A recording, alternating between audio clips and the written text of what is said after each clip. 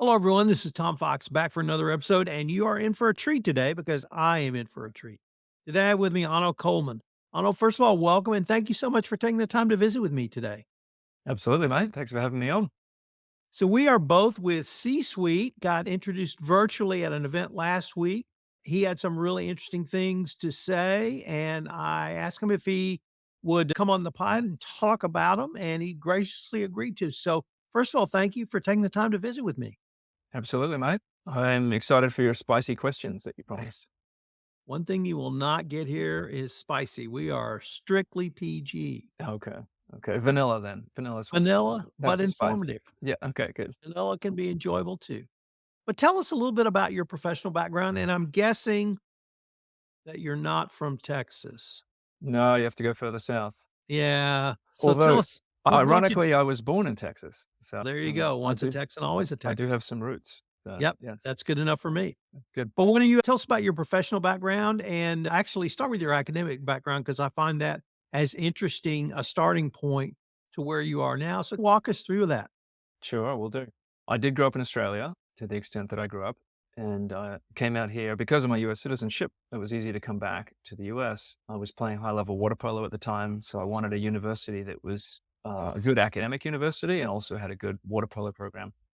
I ended up getting into Stanford, which met both of those criteria. And I studied mechanical engineering, which I was very interested in at the time. How do you make things? And how do things work? Constantly pulling things apart and sometimes putting them back together, often with that one screw missing at the end. So trying to study how do things work because I wanted to make products to help the environment. That was really my big impetus at that age in my life. So I actually went into that field for the first 5 years after graduating and I worked at a startup, two environmental startups actually, back to back. Did 5 years of design engineering there.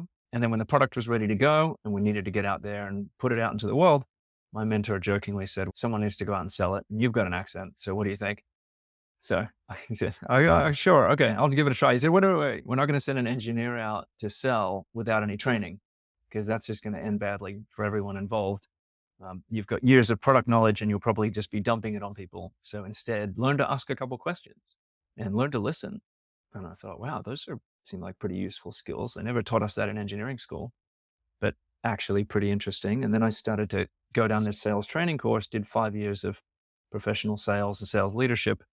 And it was then that I realized, as interested as I used to be in how do things work, I'm actually really interested in how do people work. And in particular, how do I tick and how can I be a better leader? And I was on a high performing team. Why is the team I'm on right now not quite as high performing as that championship team that I was on? What is that X factor or what is missing in the climate or in the makeup or in the roles or in the clarity or there's got to be something going on here. So then I started to just turn my attention to leadership and to teamwork. And then after my 5 years in sales, which felt like enough, I'm not really perfectly cut out to be a salesperson. Just like I wasn't a perfect swimmer, I was better at water polo because it's more of a game and there was more going on. Although I had some of the characteristics of being a good swimmer, I didn't have all the characteristics of being a great salesperson. I'm not very coin driven, coin operated for starters. So what I then did was left to start my own firm.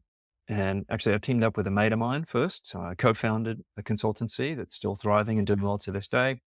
And after a few years, I left that and went out more on my own, doing essentially two things, leadership and teamwork. Those have still been the themes to this day. What's the name of your current business? Dynamic leader development. In terms of who are your client base, is it individuals? Is it corporations? Is it a mix? Is it all of the above? None of the above? Yeah, so most of my work is done inside of organizations. The dynamic part in dynamic leader development, I think, is because we need to be dynamic as individuals and as leaders to respond to the environment that we're in. I think the development part and the dynamic development part is that a lot of manager training, quite frankly, is boring. And so when we got started in manager training, we almost wanted to put a billboard up, manager training that doesn't suck was going to be our tagline. Because it's not just a list of skills or a checklist of here's how you should be going about your day and here's what your calendar should look like. And that kind of stuff gets pretty boring pretty quick. It's relatively easy to master once you know what you're supposed to do. For me, it's a more interesting challenge of how do we grow, which is called vertical development in the field. how do we grow and adapt and become more capable so that no matter what the skill is or the checklist is, we do that thing more effectively? And how do we filter the world in a more advanced and sophisticated way so that we're not as reactive and not getting triggered as easily as we might have in our younger years?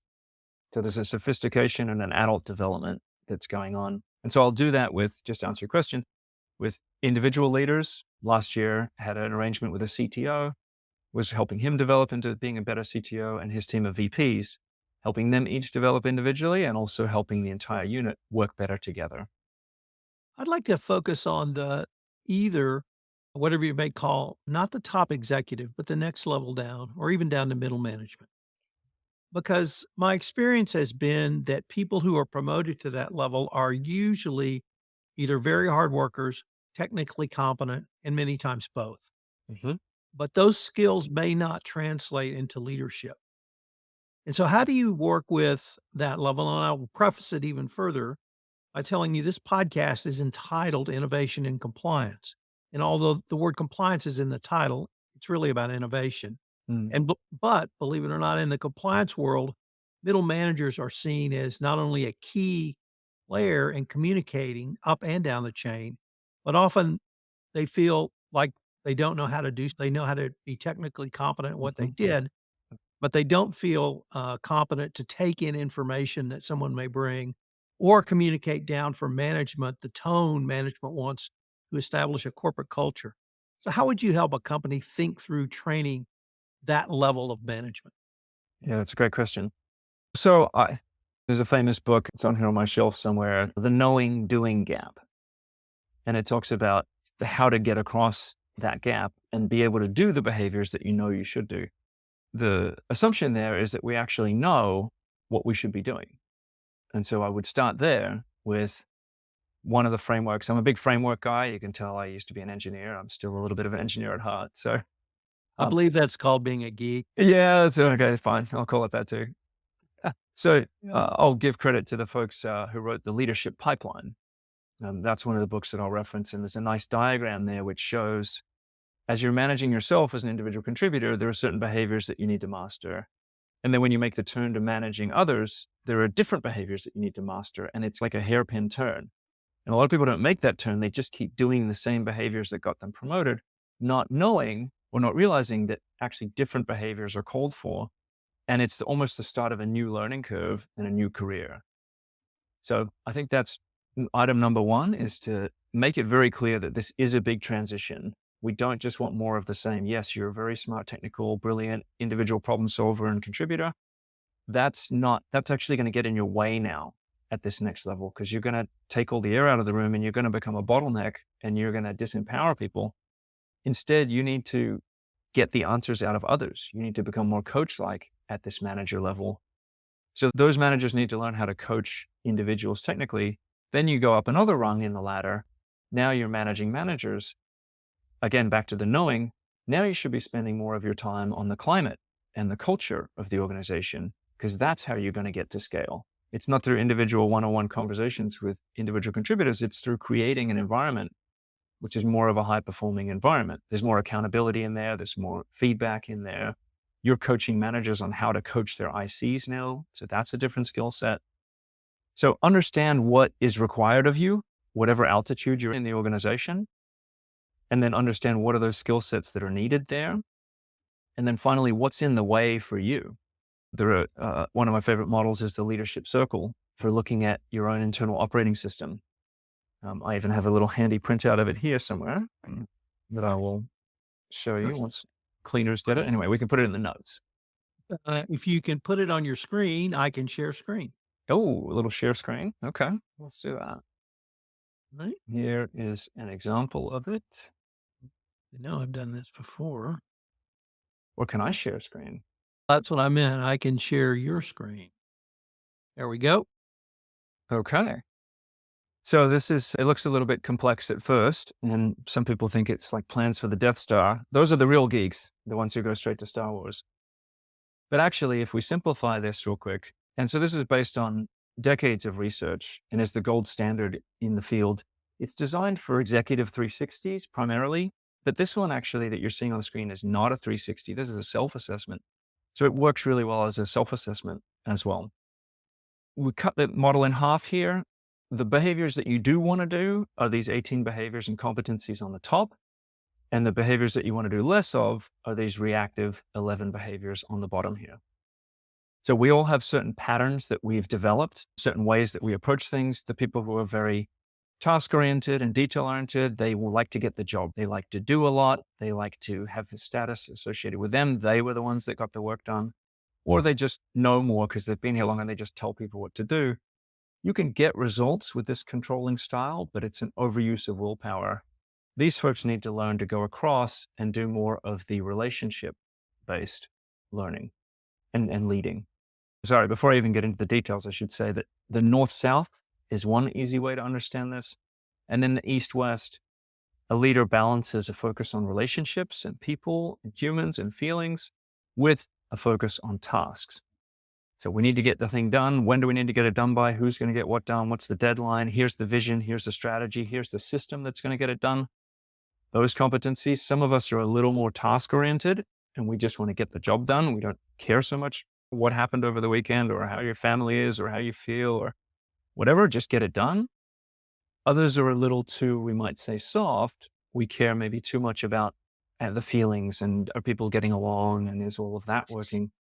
And that's not enough to be an effective leader either. You need to balance both of these wings. So anyway, we can see with a map like this very clearly, okay, we know what good looks like and we know how we're getting in our own way. And that sets the stage for some development. Well, you've also talked about creating teams and having great teams. And I was wondering if you could tell us a little bit about what you think are some of the key ingredients to creating and leading effective teams. Yeah, sure. Are you ready for another framework? Absolutely. Okay, good. So this one I'll credit to the consultants at LIW, who also spent 25 years working on this. The three C's is their easy to grasp framework. Not totally exhaustive and it doesn't cover everything, but I think it's quite helpful. So a team needs clarity on where are we going and why, and what is that ultimate destination? What is the hill that we want to take here? Who's going to do what, by the way, and what are some of the key tasks and what's our strategy? So a lot of leaders don't provide enough clarity or strategy, or they do it once at the start of the year, at the kickoff, and then people get busy and leaders get busy. I already told them once. I don't want to repeat myself. I don't want to insult them. But actually, no, it's important to keep repeating and reinforcing that this is still the direction, even though that happened over there and that happened over there, this is still the direction. So the teams need a really clear focus and to understand why. There's an emotional understanding that goes along with the rational understanding. 10% more margin this year or 20% greater sales. That's not enough of an emotional why. It makes sense rationally, but the best leaders and teams will have that. Then we need a supportive climate to be able to achieve that goal. So what are the processes and systems? How do we need to be organized? Do we need a CRM? Do we need to be doing podcasts? Do we need to be social media? What do we need to be doing and building? How do we do handoffs between each other and the different departments? And then what does it feel like between us? Do we have a climate of psychological safety? Do we trust each other? Do we even like working together? Do we have personal connections? All of that is a supportive climate that needs to be customized a little bit to achieve the end goal. And then finally, the individuals on the team need to have the right competence. Clearly, they need the right technical competence to be able to do what they need to do, but they also need the right teamwork competence to be able to listen to each other and to be able to create psychological safety and to be able to give each other feedback and coach each other and hold each other accountable. The best teams hold each other accountable. It's not all the leader's job to supervise and to police. People hold each other to a high bar. So if you get those three C's, the clarity first, then the climate, and then the competence, you're going to get on your way to building a high-performing team. Now, let me overlay another level of complexity. You have team members who are multi generational. Mm. So you have baby boomers, you have Xers, you have millennials, you have Gen Zers, all who may be motivated by different things, but also who may respond to leadership in a different way. So I grew up in a military family, Mhm. respond to leadership in very one way. Yes, sir. But not everyone has that experience. Some people really do want to know the why. And some people want to be motivated by the why. And some people are motivated by other things. How can you help a company or a leader navigate the multi-generational issues that we all bring to the table? So it's a great question. How much time do we have? Okay, let's go for it. I think everything starts with self awareness. So I need to know my own reactive patterns. If you're going back 10 minutes in our conversation, like how am I getting in my own way as a leader? How am I getting on my own way as a team member? And in the same way, what's important to me and what motivates me? Sometimes we'll do this exercise with a group where we throw down a number of cards on the floor and have them go stand on what is their primary motivator right now? Is it getting rich? Is it getting to the next level? Is it learning something new? Is it having an adventure? Is it work life balance? What is your actual motivation right now? And a lot of people, surprisingly, maybe not surprisingly, don't know their own number one and two motivations right now. So there's some awareness building on the part of the team members. Then the leader needs to be able to capture that in some way and make sense of that and know that when I'm talking to Johnny or when I'm talking to Kunal or whoever it might be, I know I have a sense of what motivates them and what doesn't. So in my one-on-ones, if I have a template for where I keep my notes for our one-on-ones, it should have something at the top about as a reminder about their motivators. And then I think if there's a group presentation style, it needs to cover several of these bases. So the original opening pitch for getting onto a new direction will have some purpose elements. It'll have some emotional elements. It'll have some rational elements. It'll have some what's in it for me elements. So I think there's an awareness building and then a way to capture that and then a way to leverage that and to use that. I'd like to continue to move up the hierarchy in an organization to now I'd like to get really to the CEO or top executive level and ask you about what you've called outgrowing your current paradigms or overcoming your immunity to change. Could you talk us through that process and how you would help a senior leader? And I would even throw in the first 20 years of my life, I was told, you're not good enough. You're not good enough. You're a screw up. So guess what got burned into my psyche? Yeah. So how do you take positive or negative traits that we have developed when we were much younger and really help shape that or even overcome those so that a person can fulfill or achieve their greatest potential, but also use that to inspire and lead others? Yeah. It's a beautiful question. I think this is some of the really highest value work. ChatGPT can tell you what you should be doing as a leader, and you have your 8 or 9 things, but then actually going and doing it, that's where the rubber meets the road. And that's the hard part. And so I'm a big fan of the immunity to change, gets center stage on the bookshelf there. And so this concept in brief is that when we're born into this world, we don't know how the world works and we're a blank slate. Sure, we have some genetics and we have some programming, but we're discovering how does the world actually work. And in our early years of our life, and it's unfortunate that we do most of our learning and deciding in those first 10, 11, 12, 15 years. And then our wisdom later gets a little bit locked in during those early years. So we decide, okay, the way to get ahead in the world, and whether this is something that's reinforced to me or something that I learn on my own. Let's say for me, I decided the way to get ahead in the world was to be as likable as possible and be the teacher's pet and get really good grades. And then if I did that, then I would be the coach's pet as well. I would do well in sports. I would try hard and I would get ahead in sports. I would get ahead in academically. I would get to a good university. And then I was told all my life that if you just get to a good university, you'll be fine because you'll get jobs later and things will spiral upwards from there. So I have developed a paradigm then early on that says, okay, figure out who's in power, figure out how to please them, and then do good work and everything will be fine. Now, there are other people who developed a completely different paradigm, maybe more of a rebellious paradigm. And they realized, figure out where the system is and then step outside of it. And then where are the high leverage points and how can you actually tweak the system in your favor or how can you break the system? That was never my paradigm. I was operating within it. Tell me what the rules are. Yes, sir. Yes, ma'am. And I'll do them. But everyone has a slightly different paradigm that they evolved. Some people have the paradigm of wanting to be the smartest in the room. That's how I decided when I was 10, 11 years old, I'm going to be going to the science Olympiad and I'm going to play bridge and I'm going to be in the chess club and I'm going to be smarter than all you plebeians. And so that's how I'm going to get ahead. I'll be the smartest person in the room. Okay, that kind of works. So does being the pet and so does being the achiever and so does being the outsider. But at some level, they all have their limits. So when I work with senior leadership, they cast such a long shadow over the organization because people look to the leaders bring the weather, it says here. You can read that sideways or backwards. So how are you showing up as a leader actually makes a huge difference, more so maybe than your strategy, or more so than the resources that you're able to get on command or the decisions that you make. Your presence, your being, that informs all of your decisions, how you are with people. So what tone are you setting? And do you know that you're setting it? So again, awareness, number one. And then we can actually map that. There's a process called paradigm mapping, where we map the immune system and recognize, okay, this is how all the pieces fit together. And this is why you do what you do.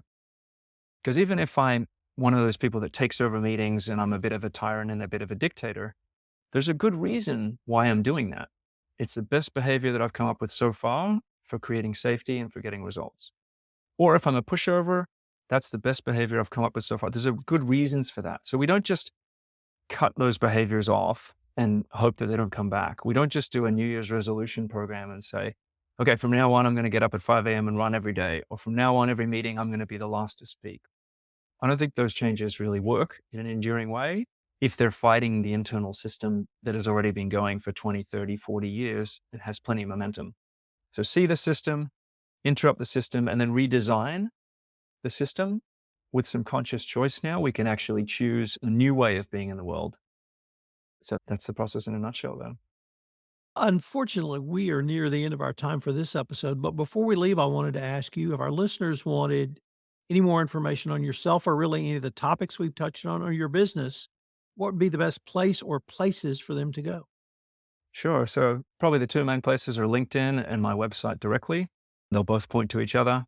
If you want to find me on LinkedIn, you can see my name. There are actually some Onnos on LinkedIn, but there are not too many Onno Koelmans. And my website is dynamicleaderdev.com. I wanted to thank you again for taking the time to visit with me, and I hope we can continue this conversation. Absolutely, mate. Did you learn anything? Did you have fun? I scored 11, or rather, you scored 11 on both. Sweet as. Thanks, Tom.